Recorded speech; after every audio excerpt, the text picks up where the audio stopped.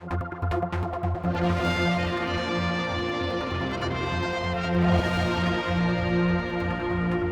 with me once more, I think it's the last part. I think they've had enough, don't you? Well, there's more. There's always more. With me, Chris Robertshaw, and where do you want to go next? Well, I just want to finish off. That last bit? Yeah, finish off on this issue about Comin's meeting on the 16th of March.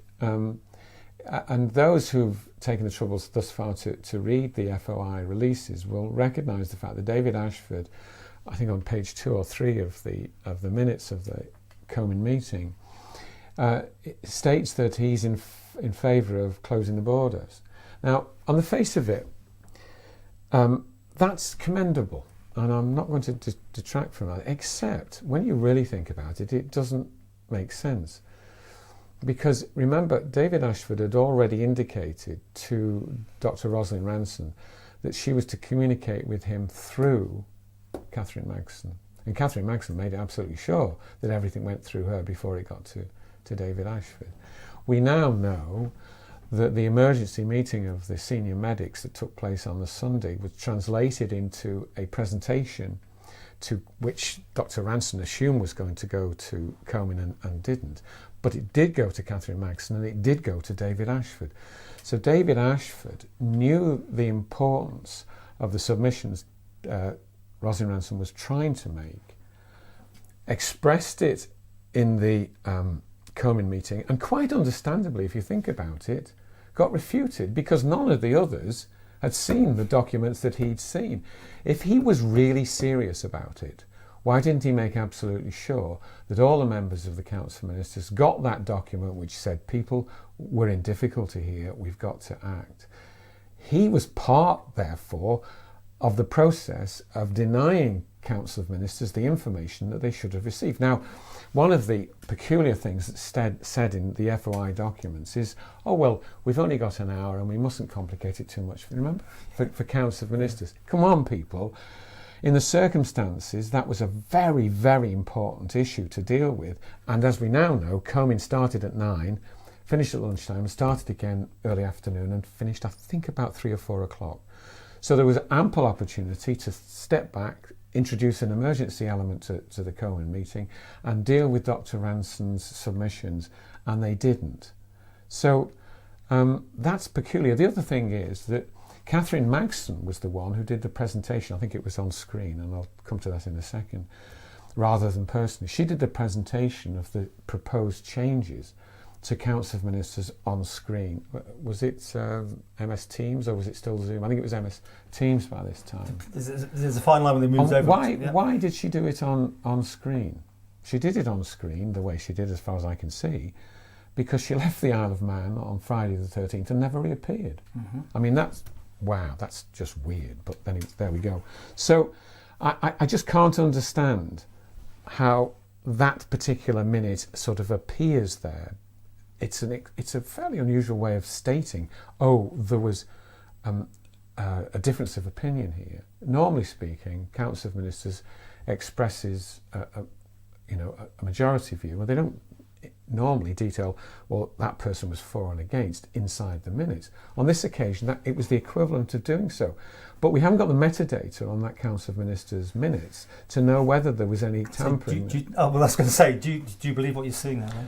I mean, that's a personal opinion. You're allowed to that. Do you believe what you're seeing? I don't know. I'm just extremely concerned about it because if it was genuine, then why on earth did it go the way it did? Why wasn't the submission? Why weren't the submissions that were established by the medical group made known to Comin days after the WHO have announced it's a world pandemic, and that the Isle of Man had real difficulties with its hospital? It was denied vital information. And you think, why? Or the other alternative is that, and it's only a supposition, nothing more, that particular comment about David Ashford differing was added at some later date. But well, our guy who's into metadata, in fact, there's just this morning, and we're not quite ready with it, he's questioning why there's I think who's he?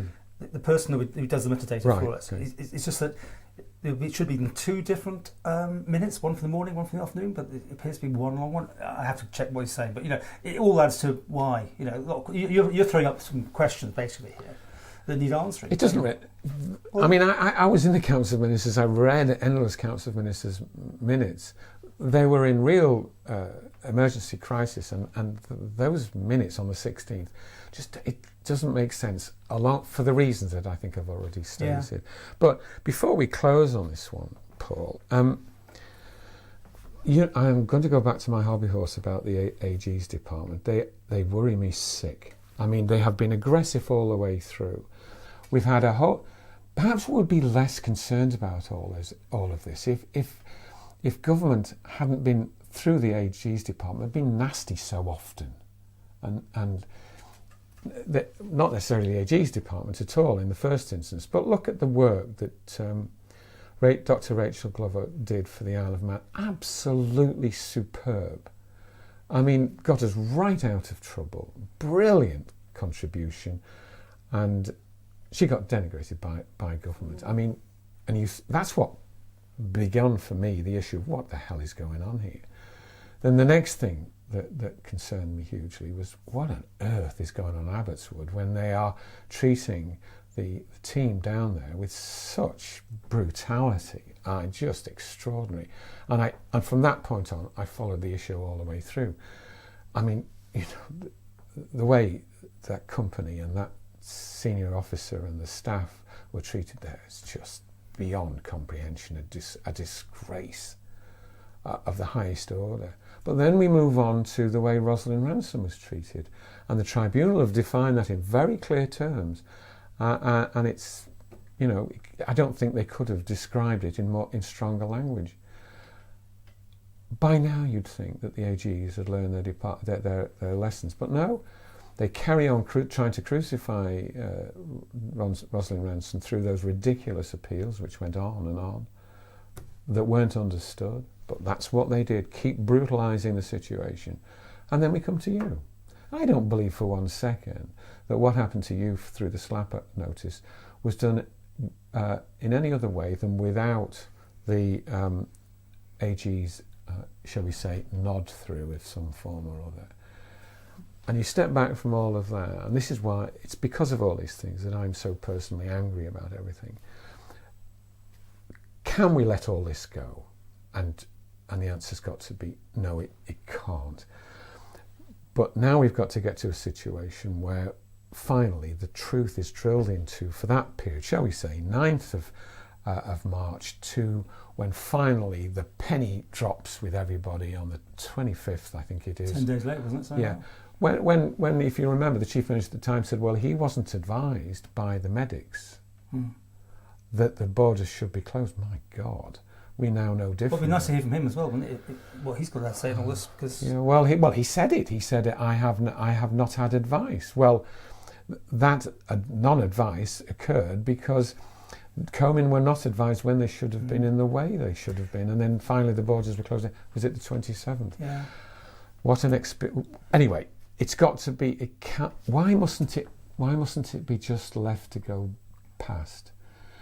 We cannot any longer allow the AGs to conduct themselves in the way they do. And one of the sort of questions that came up in my mind was, okay, everybody's accountable to somebody, aren't they? We all are.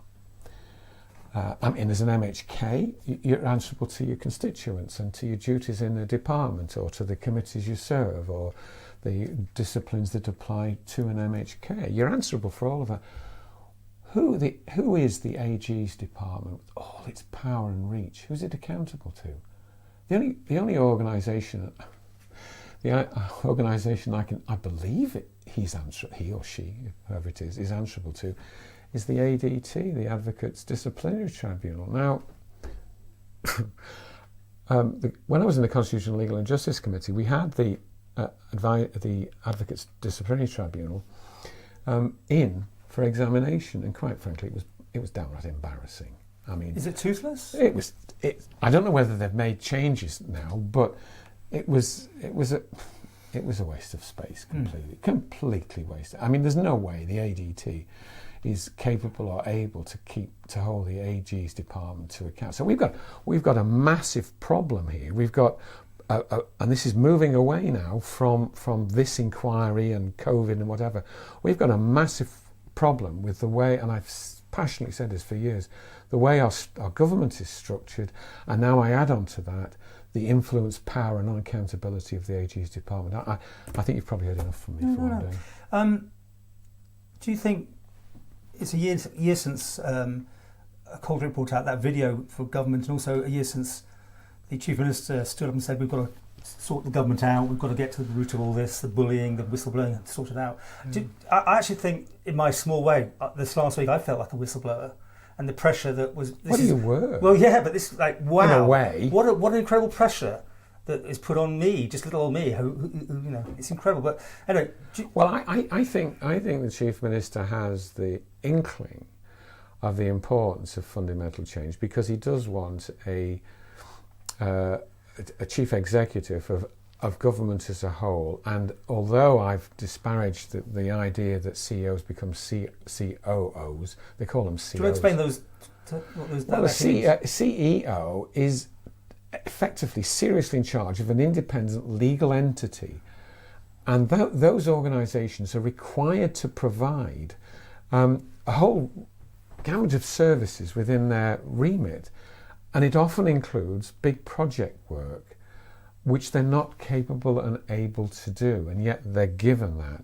And I've constantly said, for goodness sake, we can't make any more mistakes like Liverpool Landing Station and Harbour Strategy and Lord Street and goodness knows what. We can't do that anymore. We've got to change. Now, I hope out of all of this that the process that the Chief Minister started gains massive motivation to move on at a hell of a rate, because we cannot go on with what we're going. And the best way that can be dealt with now is either a public inquiry element into the COVID to expose the things that were never really exhibited to the public in the main and the electorate, the people, but emerged unfortunately in the COVID crisis. Either that or a commission of investigation, which wouldn't cost anything. Did or did not the Dr Ranson tribunal at the end of the day prove there was corruption in the higher echelons of the Isle of Man government, in your view? Yes. How can we have any faith with the same players in the same positions carrying on without there being a complete reset or new people being brought in? Right. Well, we've had this conversation in the last interview we did. It's so relevant, though. Yes, but if you make the mistake of changing the heads without changing the system, you will just replicate the process again. Remember, the current junior, quite inexperienced CEOs are replacing all those who've disappeared conveniently and quickly. Why did they all disappear? They'd grown into this very unacceptable structure where they were masters of their own domain and had contempt for politicians and therefore the people. And so when you asked me in a previous interview who's in charge of the Isle of Man government, I said to you, and you agreed with me, it's the senior civil service without the accountability, helped and assisted by an AG's department with no accountability. But we said that last time before we had the new Freedom of Information Act. Didn't that just shock you? Did not shock you that you were on the money so much? No. That this chitter-chatter between the different people was treating the MHKs as almost... No, the reason it doesn't is because Alan Bell in 2014, I think it was then, said to me, look, we need to start reforming government, and will you do it? Will you? And I said, yes, I will. And I did it for a year, arrived at certain conclusions, pretty well along the lines we're discussing now. Yeah. The Council of Ministers hated it. I'm sure the civil servants, the COG group, hated it. And they all said, no, we're not doing this. Why? Because the current system makes a minister very comfortable. It's pure yes minister. CEOs like it because they've got really significant powers. It's only when it all goes wrong the truth will out as it has done now. It has now. You know what's happening now. There won't be any emails between these people at all because of the paper trail. There'll be WhatsApp groups, special places or Telegram where they can communicate their thoughts, knowing that this will never see the light of day if there was a future FOI. And that's dangerous as well, isn't it? Hang on a second. If you restructure government so that the strategic issues are taken away from the departments and the departments are accountable for the services they deliver to the people, in other words, they're answerable to the people again, then you resolve that side of it. Then it means that the organisation, that's Comin and House of Keys, which is held in contempt by the politicians, have independent advice from the highest possible quality professionals they can about the big strategic issues, which no longer puts the CEOs, who should become CEOs, in the position of power and control to either do what they want or to hide the truth. It gives back to the and it's up then to the politicians to one final point, to then establish whether the strategic direction that they're trying to achieve is suitable or supported by the people of the Isle of Man, by whatever form they used, including referendums. And just thought, going back to WhatsApp group, you use WhatsApp, we use WhatsApp, don't we? So if I don't believe Kate Brennan would ever be able to find a WhatsApp group, because there's no way you're meant to just hand it over. If you restructure the organisation in the way I've suggested, it limits the appropriateness of, or the need to do that. Well, I'm saying it's probably going on right this minute, but I'm saying if it was a public inquiry or with legal thrust, like the police they can find these things. If there's any more bodies buried, they can be fined, but it has to be a legal route. Yes, and that comes back to this issue about metadata and the review the FOI Act. Honestly, you'll never see anything anymore, because they won't. The civil service now be terrified of writing anything in a jokey way to one another on the basis that we can go at future dates and pull that off. It'll be I think the jokiness, the lightheartedness came out of banter. It came. Well, that's the way they talk to each other. I know that, but they're under intense pressure at that particular stage, and they're dealing with stuff that was very, very difficult. And we've already described how it arrived at where it did, because they didn't listen to the medics at all. Right. Anyway, enough from us, eh? I have to say one more time, thank you to you. You've been great, very good support, and to my helpers and the team that have been making this happen. Without them, this would never have got this far. And that also worries me deeply, because that's way above my pay scale. So thank you for watching, thank you for subscribing. We like over 10,000 people are now watching this channel, well, subscribing, which just shows you I may be a man with a camera, but I think I've still got a little bit more to say.